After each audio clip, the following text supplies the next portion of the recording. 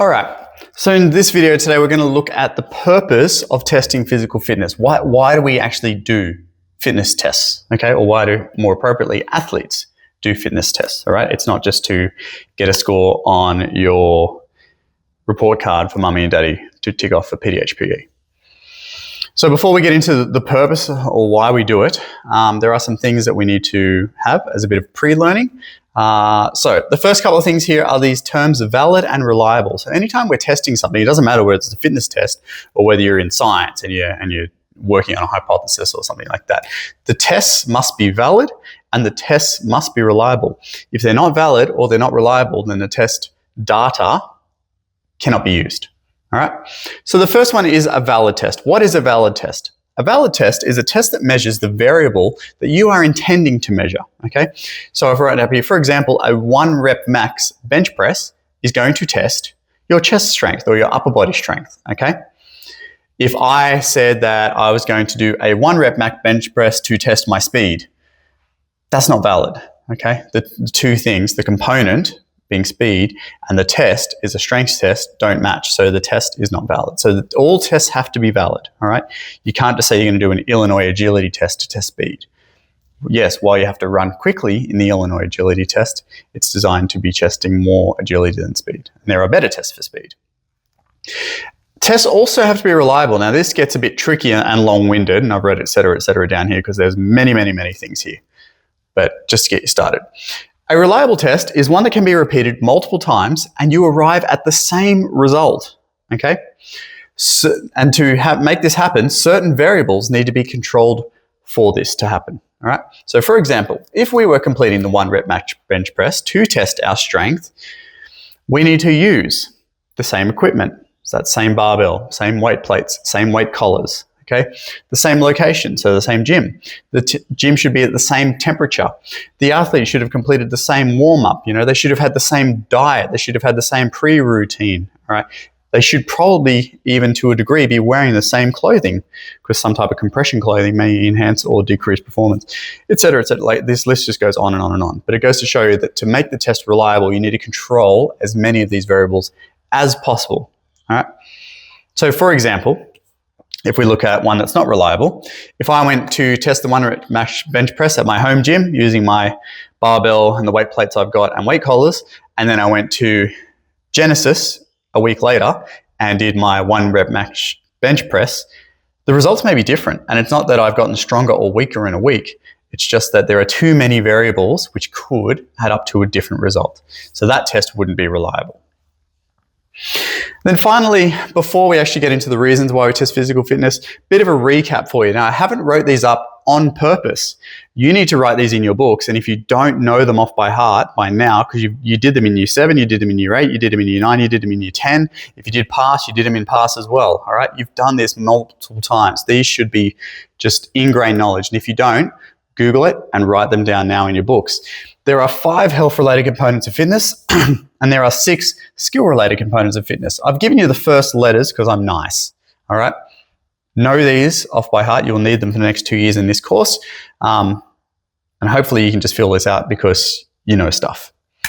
All right, so I'm gonna rub this off and then we're gonna go through some reasons as to why we actually test physical fitness.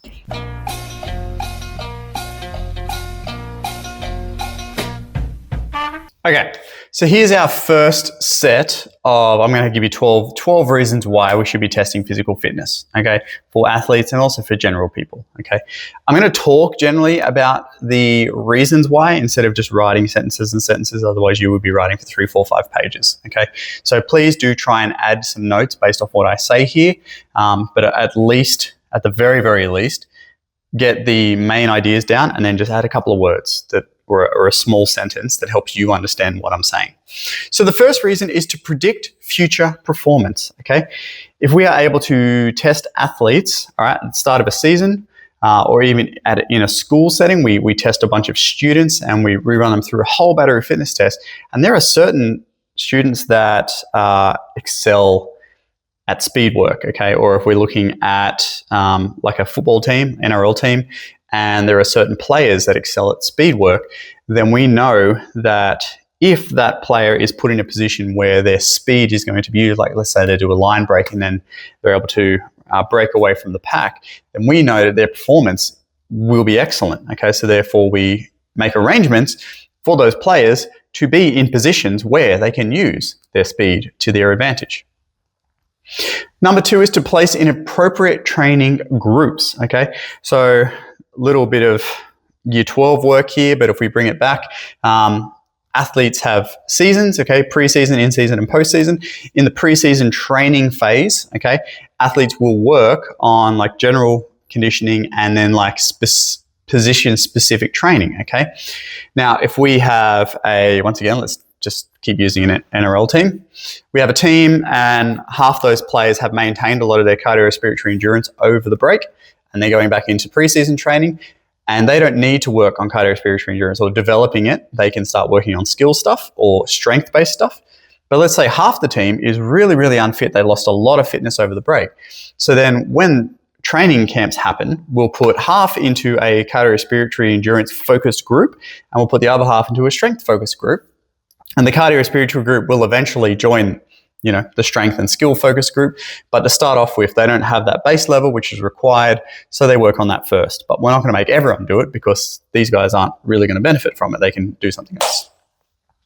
Number 3 is to indicate strengths. Okay, so much like what I said in point number 1, if you have athletes, especially in teams that excel at certain things, all right, they're stronger or they're faster, okay, or they're more agile, then you will use those strengths to put them in positions where they can use the strengths, okay? On the flip side of that is number 4, to indicate weaknesses, all right? So if athletes have weaknesses, specifically in their physical fitness testing, then we can either do 2 things. We can, 1, plan around that so that the athlete's weakness isn't exposed.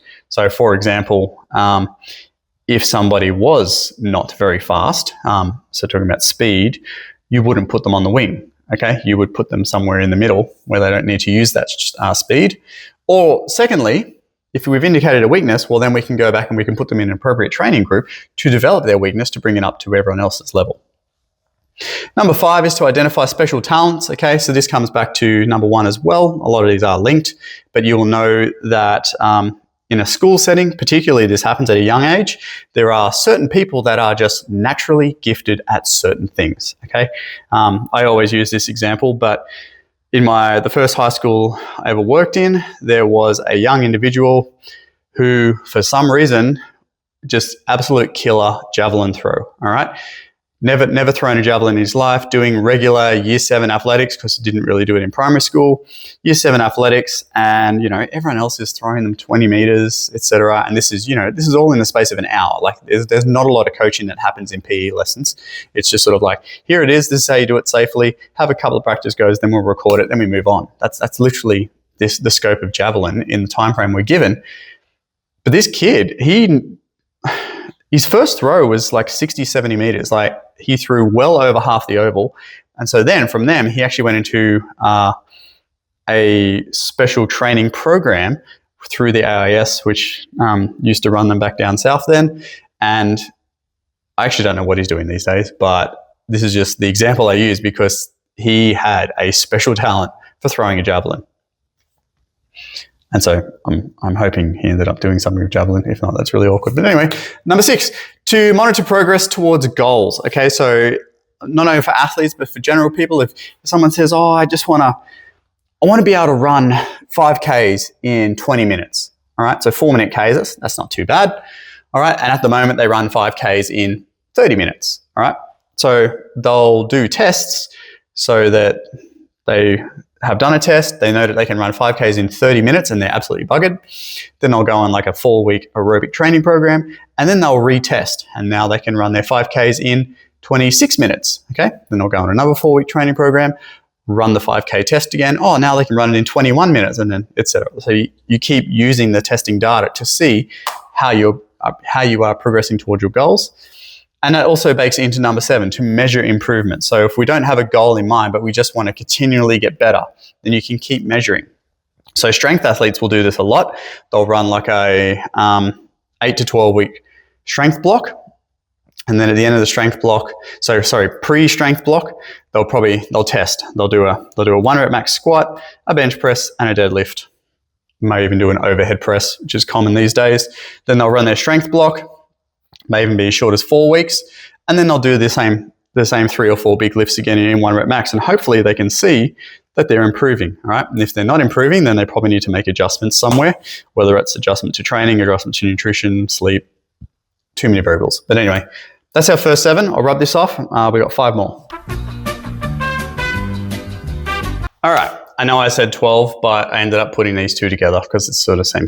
So 11, yay for you. Number 8, to evaluate training programs. All right, so if we've got goals in mind, we need to improve our cardiorespiratory endurance. We've done our test, and we can do, our 5K run in 30 minutes. We go on our 4-week aerobic training block, which we think is pretty good.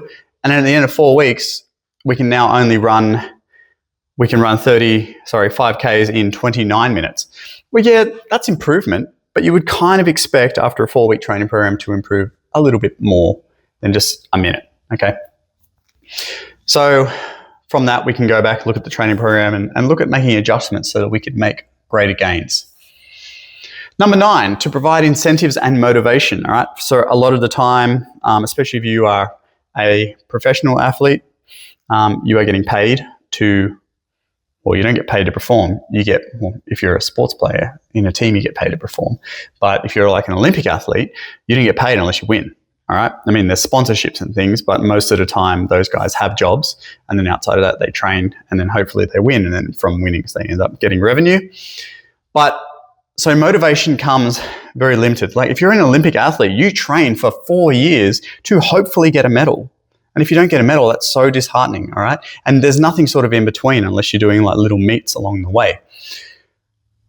So athletes will then use data to motivate them, okay? So if they are trying to get a faster 100-meter sprint time, and then they need to perform in 4 years at the Olympics, but they do a 100-meter sprint, and then they go through a whole bunch of a big 16, 20-week training block, and then they retest and they're faster. That's motivating. They're like, oh my gosh, this is working. Let's keep going. Let's keep pushing, all right? So they'll use their data as a motivator to continue their training towards their goal. Now, the last 2 are sort of linked together, and it's the things that people usually don't think about, but it's probably I'm not going to say the most important reason why we test physical fitness, but it is very, very high up on the list as to reasons why you should. So I know I've left them till last, but I want you to think of it as these are probably the big ones. Number 10 is to monitor rehabilitation. So most sports athletes, whether you're an individual or a team-based athlete, they will go through a battery of fitness tests at the start of a season, and they'll get a whole bunch of scores for all of their health and skill-related components of fitness that are relevant to their sport, okay?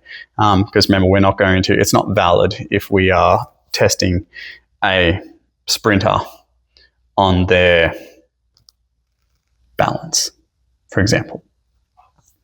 So we get all this data and scores, we go through training programs, and then let's say 3-4 weeks down the track, they injure themselves, they pull a hamstring or they tear something, right? And then they've got to go through the whole rehabilitation process of healing it, working on building up strength, et cetera, et cetera.